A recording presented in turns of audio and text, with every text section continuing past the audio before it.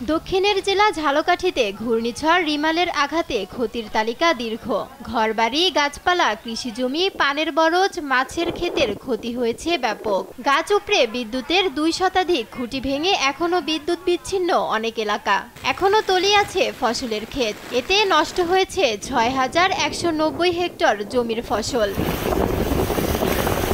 এছাড়াও 251 হেক্টর জমির 2070টি পুকুর ও 159টি মাছের ঘের ক্ষতিগ্রস্ত হয়েছে। এতে শত কোটি টাকার ক্ষতি হয়েছে বলে দাবি করেছে মৎস্য চাষিরা। জেলায় প্রায় 1.5 লাখ মানুষ হারিয়েছে বাসস্থান। অনেকেই আশ্রয় নিয়েছে অন্যের বাড়িতে। ঘর পাশে সুপারি গাছ পড়ছে, বেল গাছ পড়ছে, অনেক গাছ গাছালি পড়ছে।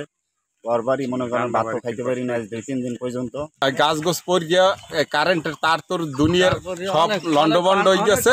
আর আমাদের কোনো মেম্বার চেয়ারম্যান কোনো জায়গায় সাহায্যের কোনো পরিস্থিতি নেই না। এখন পর্যন্ত পরিষ্কার করতে পারি না। আমাদের রান্না বান্না খাওয়া দাওয়া এখন পর্যন্ত বন্ধ।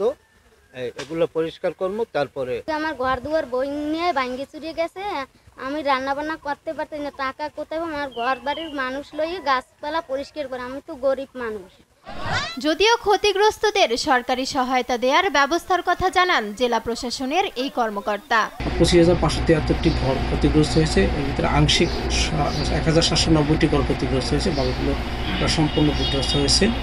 আমাদের জেলা প্রশাসনের পক্ষ থেকে 390 মেট্রিক টন চাল, 8,90,000 টাকা, ভূখাদ্য চালক এবং শিশুখাদ্য 6 লক্ষ টাকা বিতরণ করা হয়েছে।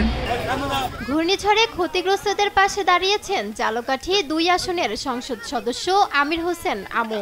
এরই মধ্যে ক্ষতিগ্রস্তদের দিয়েছেন ত্রাণ। এখানে যে ভাঙন, এই ভাঙন রোধ করার জন্য আমি পুরো ঝালকাঠি নল সিটি মিলেই 650 কোটি টাকার একটা প্রজেক্ট দিচ্ছি এবং সেটা পাস করছে প্রধানমন্ত্রী।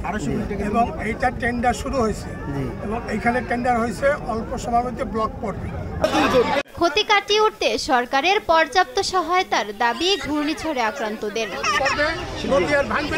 নিউজ ডেস্ক, দেশ টিভি।